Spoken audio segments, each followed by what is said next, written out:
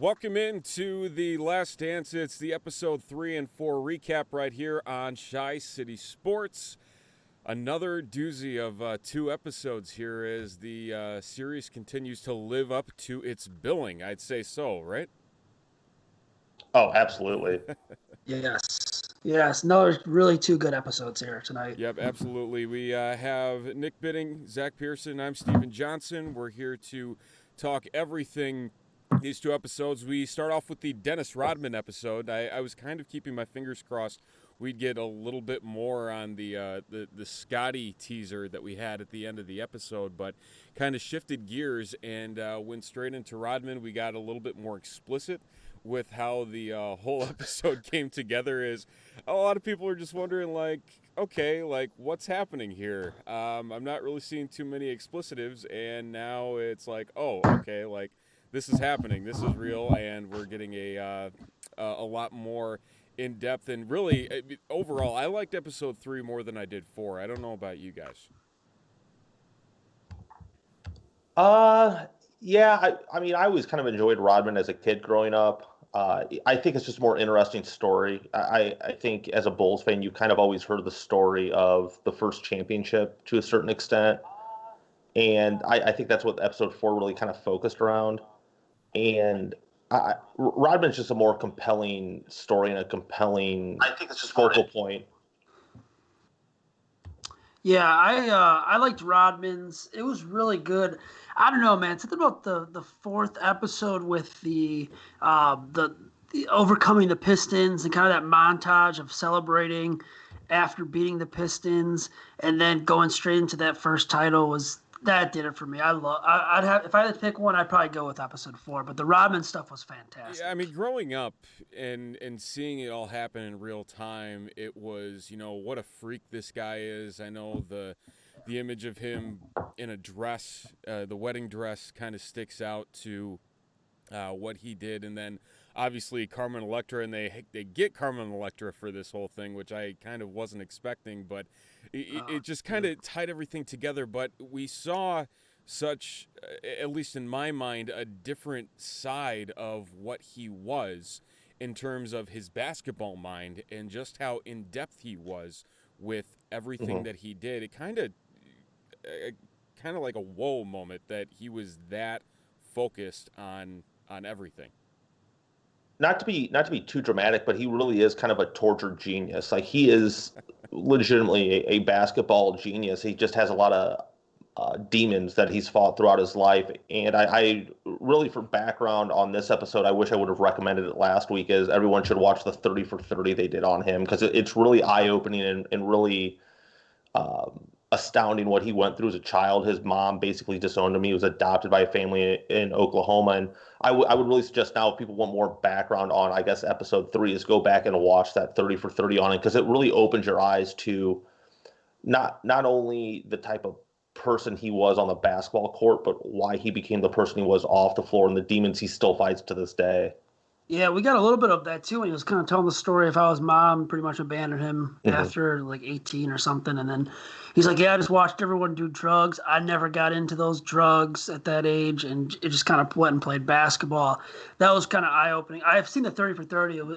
It was a really good 30 for 30. I think it's one that doesn't really get talked about much among the better ones. But yeah, I recommend that as well. And I'll say this. Carmen Electra, she still has her fastball. 48. 48, That's man. it? That's insane. Yeah. Man, how old? Gosh, that would have made. Let's see if I can do math in my head here quickly, because I mean it's been it's been 23 years. So yeah, she was 25 when all that went down. Yep. That story too. I saw the teaser clip of it like Monday or Tuesday. I blogged something about it. Because I mean, the story, they actually do some research. There's more to the story than they tell. And they were kind of like, other sites were kind of hinting at like, oh, don't read the story if you don't want to be spoiled. They really didn't tell everything about the story in the documentary. No, there's a lot more. If you know a story, it's crazy. But like seeing that when Carmen's talking about like, oh, I didn't want Jordan to see me, and like they're like talking about like what was going on and all the stuff that was in the bed, like. God, I need more. I could have used a whole episode on You know, that. if at any point you just kind of hope like there's the lost episodes type thing, or like, Yeah. because as we all know, or maybe we don't know, that there was 10,000 hours of footage and interviews that Yeah. went into this, like 10,000 hours. I mean, they easily could have made this a 20-part thing, not just, doing 2 episodes a week for 5 weeks. And it's gonna want a lot of people wanting more to specific pieces of the story, and this definitely, as far as I think we're all concerned, is at the top of that list, is just getting a full-blown rundown, because the cameras were obviously there. Well, Yeah.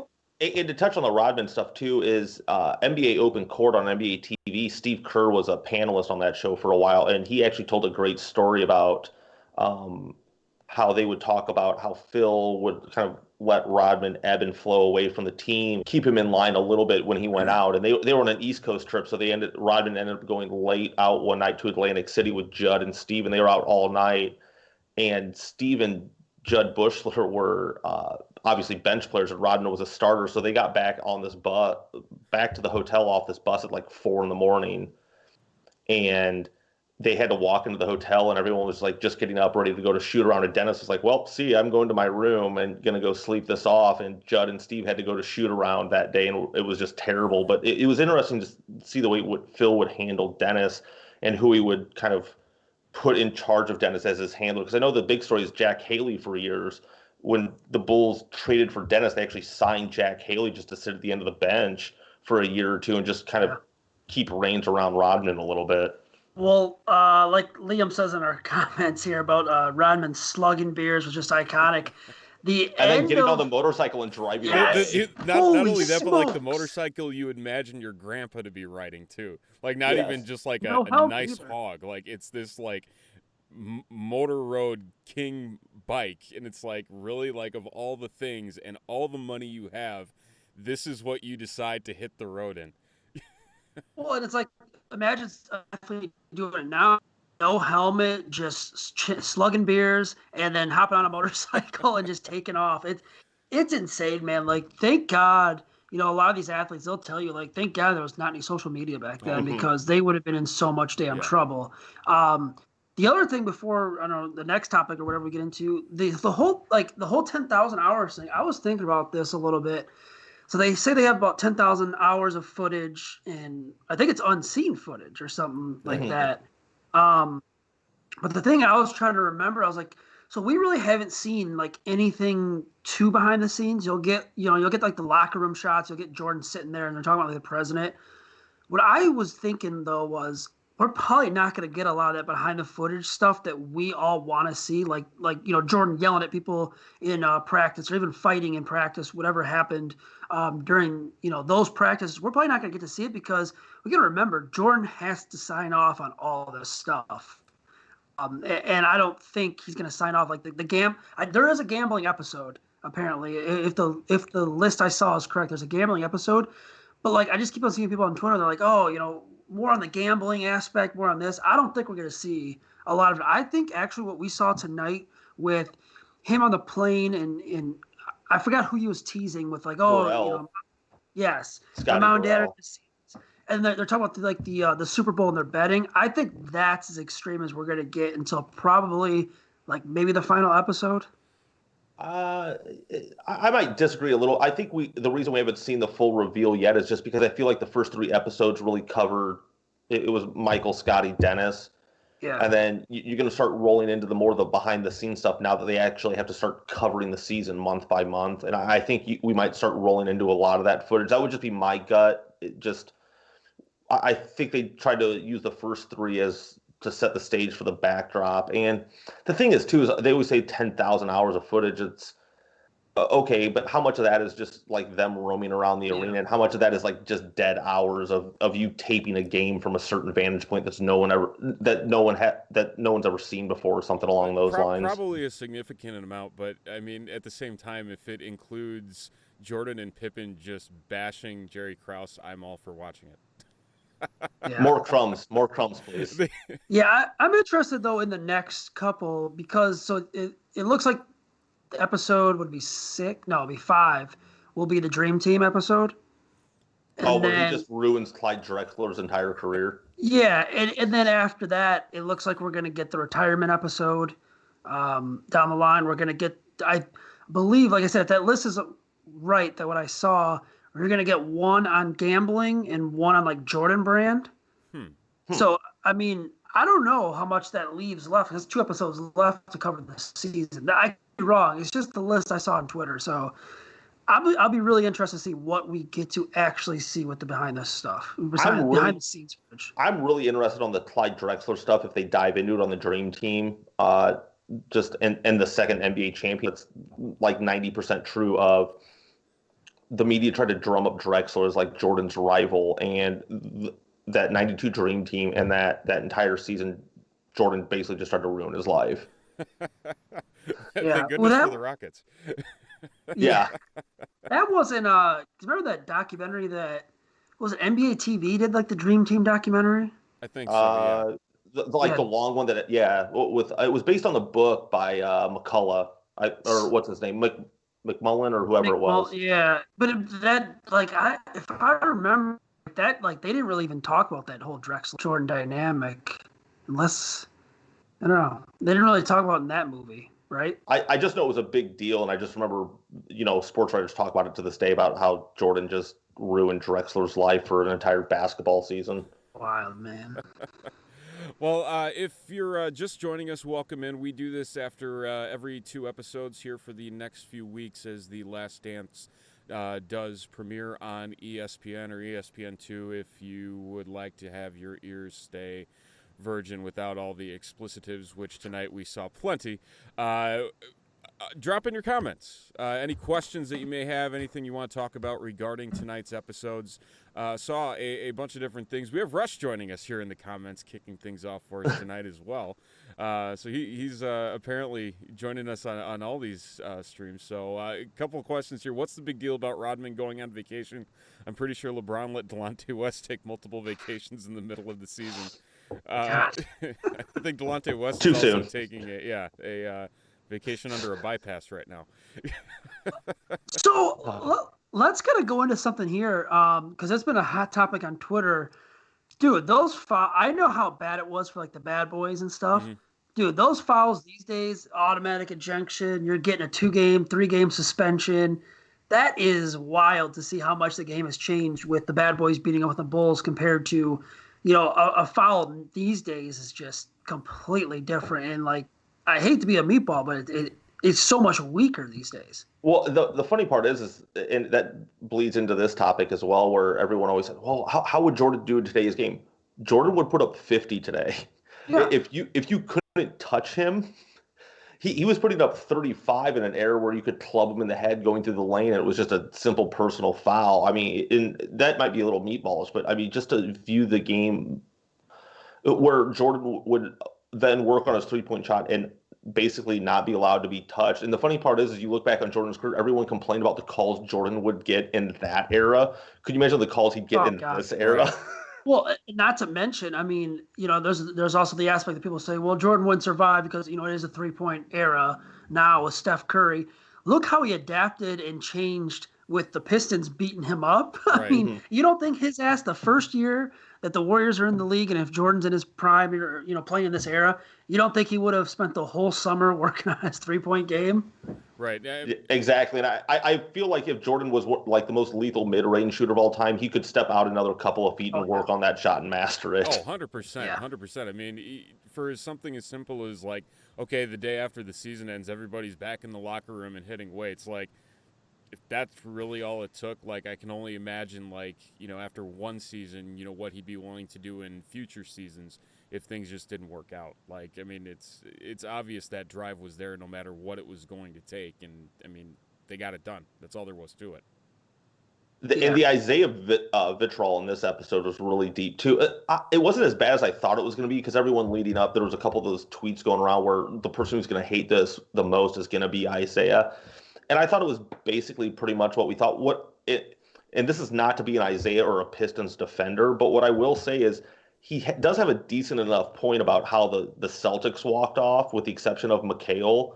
that doesn't make what the Pistons did right, but they were just using the precedent that they had been basically given from the Celtics, which is, I think, a little bit lost. That doesn't make it right because they should have done quote unquote the right thing. And Jordan also has an equally good point where, hey, when you beat us, we stayed on the floor and shook your hand, congratulated you, and did all the things we were supposed to do, and you guys didn't. So it was just kind of interesting to see where I actually didn't know that story about the Celtics walking off the floor on the Pistons. So when Isaiah said that and then they showed the footage of it, I'm like, well, I mean, I guess he kind of does have a point in a weird way. I know no Bulls fan wants to hear that, but it's tit for tat and eye for an eye, but he at least has a logic to defend it with. Here's the thing that bothered me most about what he did end up saying about that is the fact that he was like, well, they did it. The game was still going on. And literally the replays that they're showing of the Pistons walking off the floor, there's still 7 seconds on the clock. Wait, I mean, seconds on the clock. You're doing the same thing. Don't be like, well, they did it that way. I'm like, you did it that way. And it was a dead ball timeout. Right. Too. It's like, okay, like you can only say so much and say it's a different thing when in all reality, we all know it's not. Oh, it's like, just grow up, admit it, and to say what he did. And then I loved watching everybody see the playback of Isaiah explaining himself now as to why it happened. And, well, if we knew it was to be a blowback, we wouldn't have done that. Bull. Yeah. Bull. We're going to get more Isaiah next week. I mean, him being left off the dream team is going to be, it's going to be a topic next week. But, I mean, I don't know. I still think, like, I've seen that clip 100 times about when they walk off the court. I still think, even if someone does that to you, though, like, you still should go and shake the person's hands, you know, if it's happening. You know what I mean? Like, I don't know. It's tough. Like, yeah, I get what Isaiah's trying to say, but I don't know. I didn't think he looked very good in this. I didn't think he looked as bad as we thought. But what makes the optics of what the Pistons did worse is when the Celtics walked off, they were walking to their locker room on the other end of the floor. For the Pistons to walk off, they had to walk by the Bulls bench, and the optics of Isaiah having to like duck so he's not kind of seen, and like that whole kind of thing where he's ducking by the bench is just looks worse. Oh yeah, completely. Yeah. Well, we had some epic quotes in these 2 episodes. The one with Horace Grant, what do you say? He says, bitches. He's like, bitches. And then the other one that stood out to me that I thought was just fantastic, the story that Ron Harper tells. About the shot. About the Elo deal. Oh, my God. He's like, I went up to Coach, and I told him, I got Jordan. They're like, no, we're going to put Elo on him. And he just pretty much says, yeah, okay, fuck that bullshit. And then the interview ends right there. It's like, wow. And then obviously the other quote, the Jordan, where he's like, they're watching the video of Isaiah, and he pretty much says, yep, look, you can say it now. And then, Those wounds are still fresh. Like Pippen and Isaiah to this day, like Pippen, we see it a bit more because he's on ESPN a decent amount more, but those wounds are still fresh. I mean, him and Isaiah still do not like each other. And Pippen has said before, he's like, I've tried to bury the hatchet a couple times, but Isaiah still gets worked up. And I keep referring back to that open court. There's some times on there where Isaiah Thomas took shots at Pippen for really no reason. And I think this is it's weird bad blood. And I don't 100% understand it. I know Pippen was part of the reason that, or maybe the main reason that Isaiah was off the dream team, but it's just at this point, I mean, I feel like it kind of ended there in 92 and it's still going on now in 2020. It's just odd to see that bad blood fester for that long. Yeah. I mean, it's an old rivalry. It's crazy. I remember, like, I was sitting there watching with my wife, and my wife's like, man, these Pistons, you know, they're kind of like assholes. And I'm like, yeah, I mean, that was her thing. Look what they were doing. And I don't know, man, I just felt like the Pistons scene set everything up. It was great. I thought how they did it was very good because it is a story that's been told hundreds of times. If you've watched any Bulls 90s highlights tapes, they won their 4th title, their 5th title, their 6th title. They always go back and show the bad boy Pistons. It's like, it was crazy, but I kind of felt sitting in my living room. I was like, man, I could go for a nice Detroit sucks chant right now and just someone get that damn thing started, right? No, absolutely. I mean, just to get over that hill, I mean, that was just like like Michael even said, like that versus like even just winning the championship almost felt better. And you'd have to imagine just like how much it meant given like the past few years, just the struggle, and especially like the Scotty migraine game, the fact that they were that close and it couldn't happen. And it's like you, at that point you're thinking to yourself like, you know, what else could possibly go wrong? Like, what else do we need to do in order to get over this hump? I mean, it was just amazing to see it all come together, and just to hear just like the weight of the world off of Michael and the Bulls' shoulders after all of that. Backtracking a little bit as well on that episode, though, the dynamic between Doug Collins and Michael Jordan. Another just I loved hearing it. I almost didn't want to like stop listening to it and just like what happened with honestly basically saying Michael's going to take the shots. That's all there is to it. Like we need to get him the ball. And even in the playoff game, and we listened to the post game, and Doug Collins is asked, you know, what was the play there, and it's get Michael the ball. Everybody else get the fuck out of the way. Yeah. It's just like, it was just entertaining, just like listening to that and that whole dynamic versus then what we see with Phil Jackson coming in, and really a little bit of a rift at the beginning too of that relationship that really hasn't been talked about a whole hell of a lot, at least to this point in time. And to know that, you know, it was kind of a pushback here and there, and Jordan even summing it up in a quote as like, Phil saying, you know, there's no I in team, and then Michael barking back, but there's an I in win. Win, yeah. And it draws a weird correlate. And the first thing I thought of when I heard that exchange between Michael and Phil when they were talking about it was Shaq at Kobe's like public wake, where he told the story about Kobe, where Shaq went to the team. Shaq went to the team and like, you need to get Kobe to pass the ball, and there's no I in team, and Kobe's like, well, there was an M and E in that motherfucker. Yeah. Yeah, I mean that and was, so it's just kind of that same mindset. Right. Yeah, the Tex Winter stuff too. How Doug Collins just kind of pushed him to the side, and just kind of paid no mind to him. And Tex is just sitting there taking notes. He shows up to practice, takes notes, and then just pretty much leaves. And yeah, that was I mean I knew the story obviously of Phil taking over, but to see that, I'm really glad on it, because the relationship between Doug and Jordan was incredible, and seeing it kind of the rift early on with Phil. I don't know, how long do you guys think that actually lasted?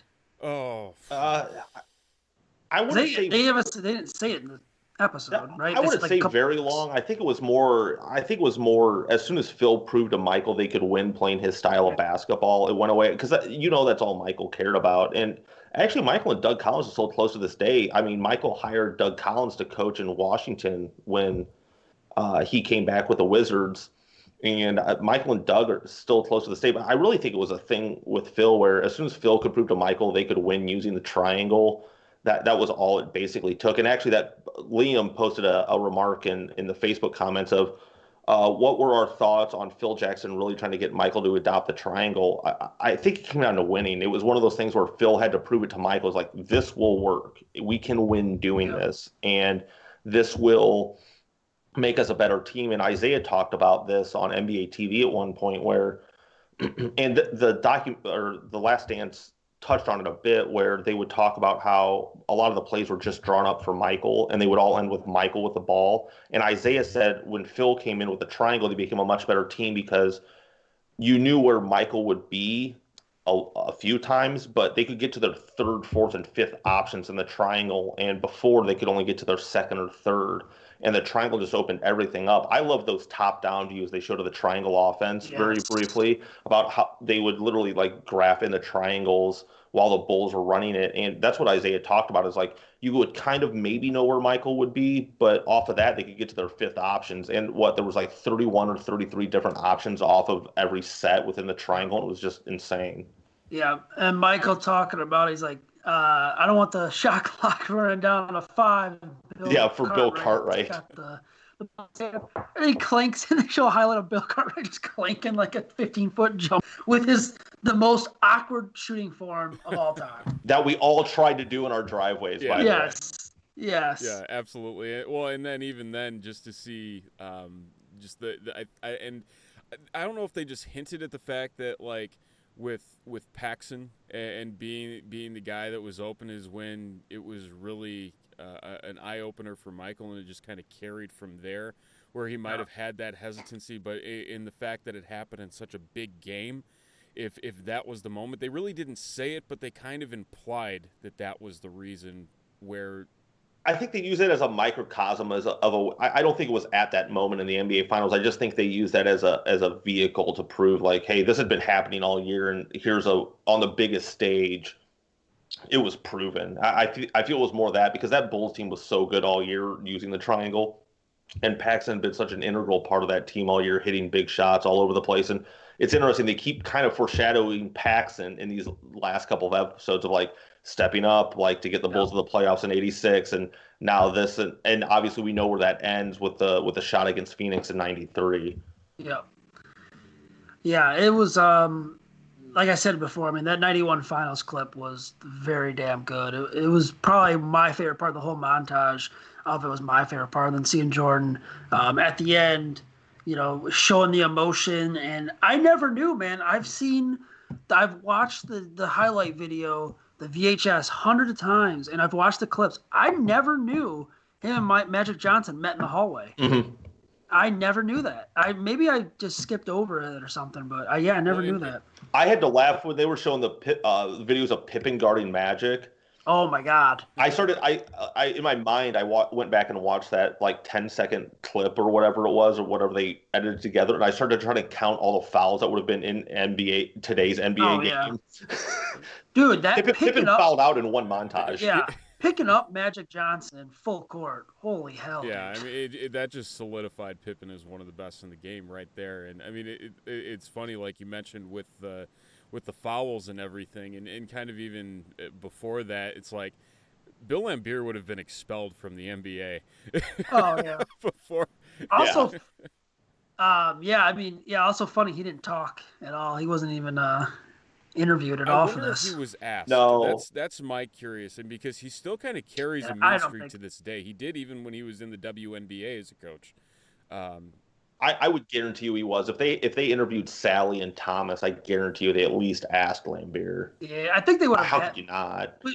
Wasn't Sally and Jordan like really close? Yes and no, because Sally will still take shots at Jordan every now and then. As I think Sally had a quote a couple years ago. If he had one shot to win the game, he'd give the ball to Reggie Miller, not Michael. Like there's still some of that like weird underlying stuff, but then Sally will also be very like espouse praise for Jordan, like he did tonight a little bit too. So it's a little bit of a weird kind of relationship there, if you can call it that. Yeah, I mean, because he was on the '96 team, correct? Yeah, he ended up playing for the Bulls. Yeah. So. Maybe a little bit of it culminating from there, for all we know, right? Yeah, he got him another ring. Yeah, he got another ring. Should we kind of wrap things up with the bombshell? Yeah, we can do that. All right, yeah. I mean the whole '98 Jerry Krause comments before the Jazz game. What the hell? Like that is incredible to drop that. The game before the All-Star break, and to kind of put all that focus and attention on that when your team, what were they, like 34-15? Yeah. At that point? Yeah, tops in the East. 34-15. Yeah. And like they said, I mean, it was, God, who was it? Was it, who was, oh man, I'm blanking on the reporter they kept on bringing up. She covered, Storm. Yeah. And she's like, yeah, we knew back then it was going to be the Bulls in the East. They're kind of taking control. We didn't know who it was going to be in the West. They're kind of setting up that showdowns like February 4th or whatever against the Jazz. And then they show the clippings of what Jerry Krause said. And then they show the clips of Michael Jordan. Like, yeah, no, I'm not going to play here unless it's Phil Jackson. And they're going to have to make a decision. Like, what kind of guy pretty much just bombs his own dynasty by saying that in the middle of a season where your team is just rolling?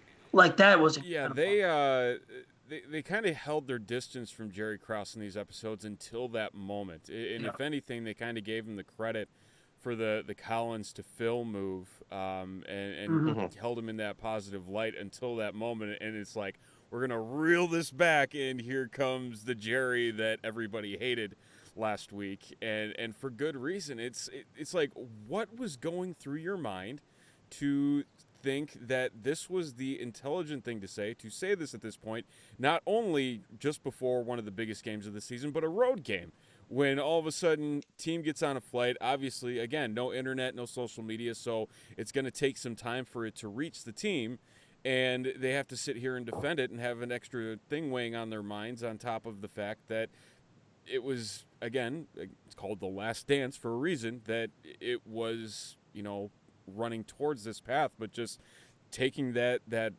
lighter fluid and just dousing it onto the fire. What was interesting is right before I came downstairs, they had Wilbon on the Van Pelt show, and talking about why he asked the question we asked last week: is why would Jerry Krause do this? Like, what was going through his head? And Wilbon was kind of trying to not invent something, but try to jump inside Krause's head, and he really summed it up, or boiled it down to kind of jealousy of, I helped build this team. I'm getting none of the credit. All the attention's on Michael and Scotty and Dennis. Why is Phil getting all the credit when I brought him in and I just kind of discovered him and gave him the job and all this? And it was really kind of a jealousy thing. And it almost feels like they're building to this point where Krause blew this up, and he tried to do this to prove to people he could do it without these four guys. I can do this without Michael and Scotty and Dennis and Phil, and I don't need them. And it was entirely almost an ego thing, is what it seems like it's building towards, if they haven't explicitly said it yet, is I can do this on my own. That's what it's the ego. They keep going back to the ego with comments of how he grew up and how he was always teased and all that stuff. That makes a lot of sense. And then to show that god-awful dancing on the plane. Oh, just the cherry on top. The cherry on top. You think that's like the and load Showtime's moment? terrible orange goatee. Yeah. That's like the load moment. Him and Scottie Pippen had a great time together. Like, other than that, there was probably no other and then I think moments. Scotty realized the cameras were rolling, then he's like, sit down, Jerry. Yes. Sit down, Crumbs. Yeah, that was just, man, what a bombshell. It was like, I mean, like you guys mentioned, we heard a lot of Jerry Krause in the first two episodes.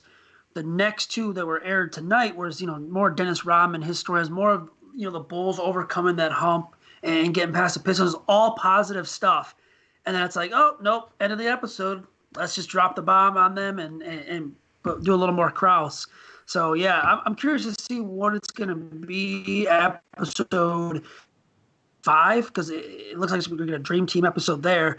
I have a feeling the last 2, maybe last 3, are going to be a lot of Jerry Krause and very heavily of how he blew it up, pretty much. And just supplemental, like, obviously I recommended the Dennis Rodman 30 for 30, but I believe today there was a really great piece on ESPN where Phil Jackson was kind of writing a journal throughout this last season that they've started kind of piecing out. I think it was an old ESPN article, but it should be up on ESPN's front page or somewhere up there, reading about all the injuries and all the stuff the team went through. It was kind of a running diary of the entire season.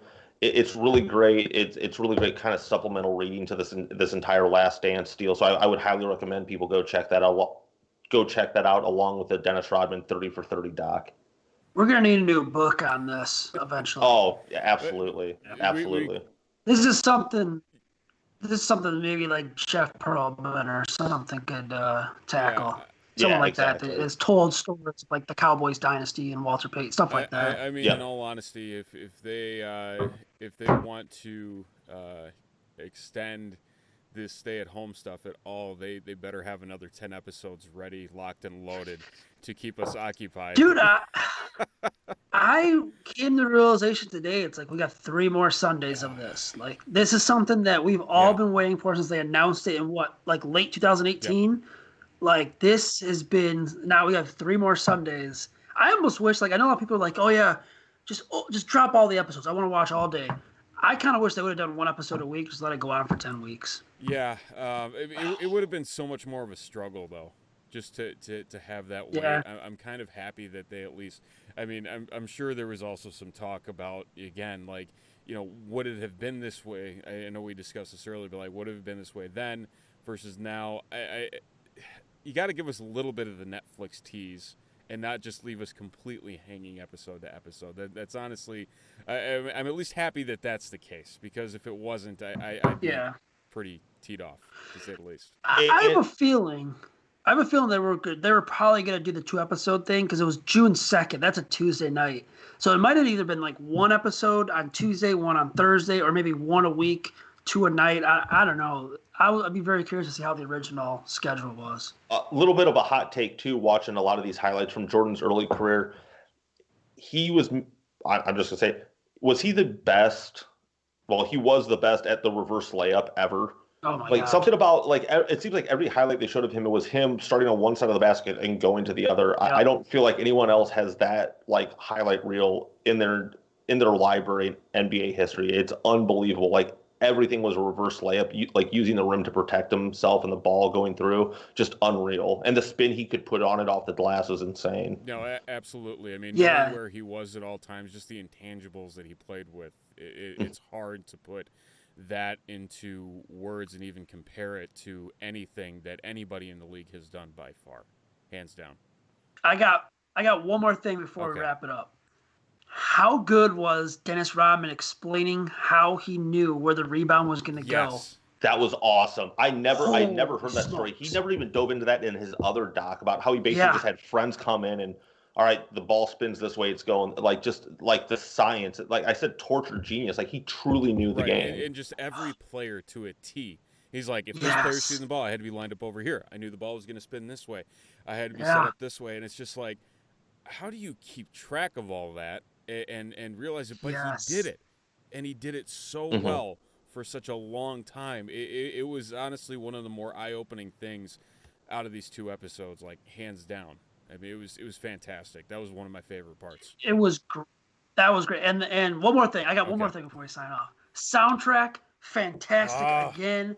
That's my thing. This soundtrack needs to come out. I'm buying it immediately. It's on Spotify. Is it on Spotify? They got a Spotify playlist. Is it like an official one, or is it or is it one that someone's putting together as they go through it? Nope, it's the official one. And, seriously? Dude, I could listen to Michael Jordan. I could watch Michael Jordan highlights with Prince songs in the background any day of the week. That was freaking awesome. Well, now I know what I'm working out to tomorrow. I'm just going to find that soundtrack on Spotify. But the soundtrack has been unbelievable. Even the stuff when they had Phil Jackson playing, like all that kind of like Grateful Dead stuff and like that classic rock in the background. Yep, that was great. I think I'm going to go take a listen after we head off the air here.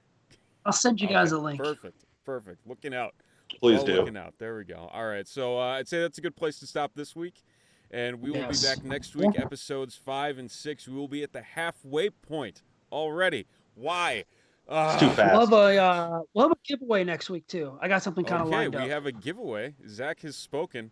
So we will have that rolling. So be sure to stay with us next week. We will let you guys know what that is when the time comes, and we will be here to talk more of The Last Dance and just continue to pray that we get more than 10 episodes at some point in time, even if it's just extra 5-minute drops. Don't care. Just give us something. That's all we care about at this point in time. So I'm good with that. That's all we need. That's all we need. But for now, Spotify. That'll work for us too. Works for me. For Nick Bitting and Zach Pearson, I'm Steven Johnson. We'll talk to you next Sunday night after episode 6 airs on ESPN shortly after 10 o'clock. And I had somebody yell this to me on the bike path. Bulls haven't lost since March 8th. Oh, hell yeah. There we go. When's the last time we could say that? So, all right. Until next week, have a good week, everybody. We'll talk to you.